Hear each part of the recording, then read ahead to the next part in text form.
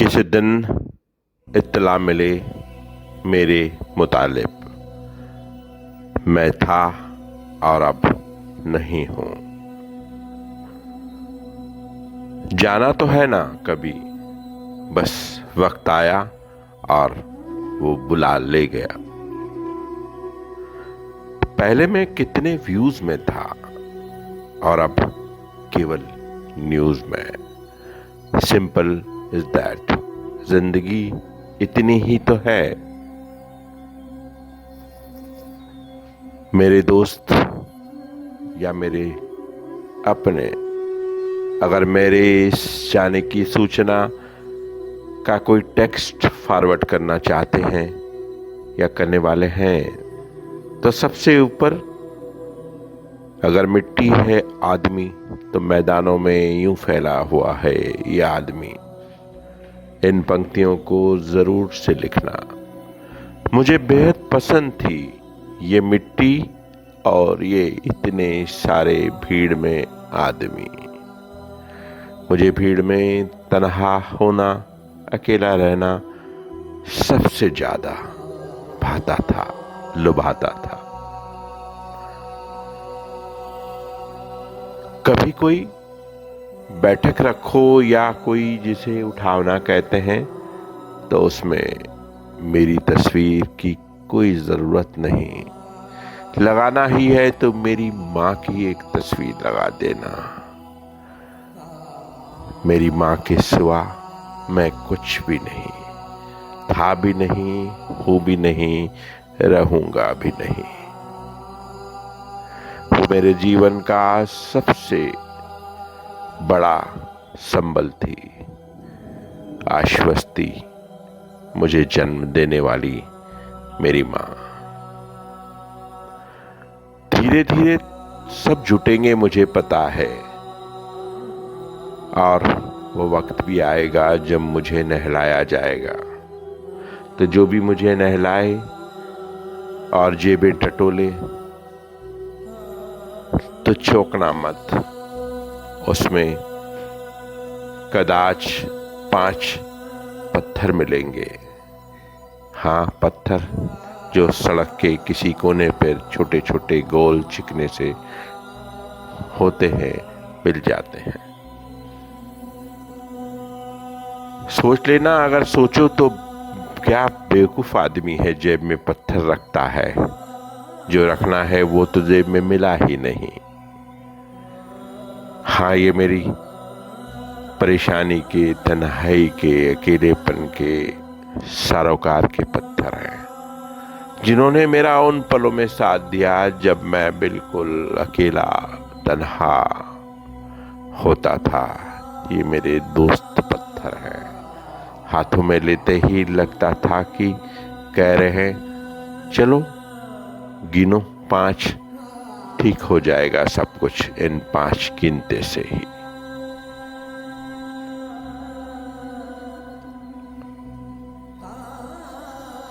मैंने ये सब क्यों लिखा, कब लिखा, मुझे कब पता था कि मैं कब जाने वाला हूं, ये मुझे कुछ भी नहीं पता था। एक दिन सोचा कुछ तो छोड़ के जाऊं अपने लोगों के लिए, अपनों के लिए, जो मुझे मोहब्बत करते थे, प्यार करते थे, अपना मानते थे। पर जो लोग अमूमन छोड़ के जाते हैं, ऐसा तो कुछ मैंने इकट्ठा किया ही नहीं या कर भी नहीं पाया, तो उसका मैं जिक्र नहीं करूँगा। कोई धन, कोई दौलत, कोई संपत्ति, न पहले मैंने कभी इस पर ध्यान दिया, न अब, न कभी मेरा इधर ख्याल भी रहा। मेरा ख्याल तो वो मेरे दोस्त थे, जो मैं जब अपने शहर से अचानक से चला आया एक रात, और उन्होंने मुझसे कहा, बताकर तो जाना था, यूं कोई चला जाता है। और वो बहुत रोए, आंखें नम की। उन सारी नम आंखों के लिए मैंने कुछ चिट्ठियां छोड़ी हैं। मुझे पता है वो चंद आंखें थी और ये चंद चिट्ठियां ही हैं। बस अपनी उन चिट्ठियों को ले लेना, मेरे राइटिंग टेबल के ड्रॉज नंबर 1 में रखी हैं।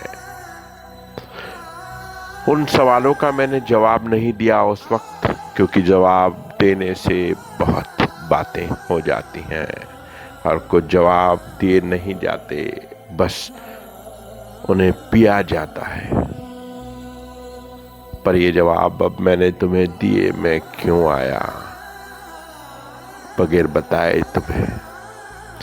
कौन जाना चाहता है अपने शहर से, अपने घर से, अपनों को छोड़ दूर परदेश में पराया होकर, अकेला तन्हा, कौन जाना चाहता है।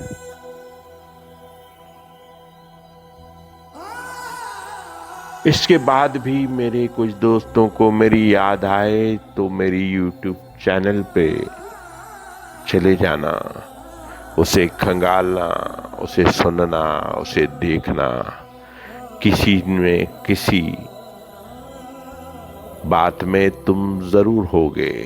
मैंने लिखा है अपने इन सब लोगों के लिए कुछ न कुछ, जैसा भी मुझसे बन पड़ा, आधा अधूरा या जो भी, पर तुम होगे सच करना।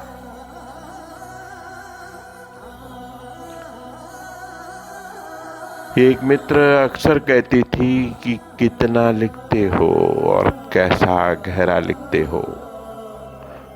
You are so real, so emotional. जब भी पढ़ती हूँ बिना रोए रह ही नहीं पाती हूँ। कभी खुशी का तो लिखो, क्यों लिखते हो इतना दर्द? और ये दर्द है क्या? कहाँ से आया तुम्हारे पास इतना दर्द? लगता है कि तुमने मेरी कह दी, उसकी कह दी। तुम क्या जानते हो हमारे मन की, जो बिल्कुल ऐसा लिखते हो? कम ऑन, उठो और छपाओ इस खजाने को। लोगों को जानना चाहिए, लोगों को पढ़ना चाहिए। तुम बहुत गहरा, साफ सुथरा, सिंपल लिखते हो। सच में बहुत मांग होगी इन किताबों की। कम ऑन, गो, उन्हें प्रिंट कराओ। पर होते तो हैं मेरे जैसे लोग जो अपना कभी कुछ कर ही नहीं पाते। किसी और का हुआ तो दौड़ लिए, चल दिए और काम कर दिया। मेरी वो दोस्त भी आएगी कभी न कभी। जब भी आए उसे राइटिंग टेबल के तीसरे नंबर ड्रॉर में से एक लिफाफा दे देना। एक ही लिफाफा है उसमें, और उसमें मेरी सभी सोशल साइट्स का पासवर्ड है। वो पासवर्ड ले ले, अब जो मर्जी उनको छपवा ले, पढ़ ले, कुछ भी करना हो वो कर ले। अब वो सब उसका।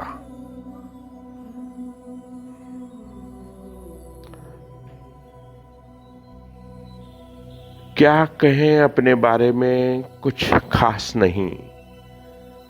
बस है तो अपने उन सभी लोगों के लिए जिन्होंने मेरे कमजोर पलों में खड़ा रहकर हमेशा साथ दिया।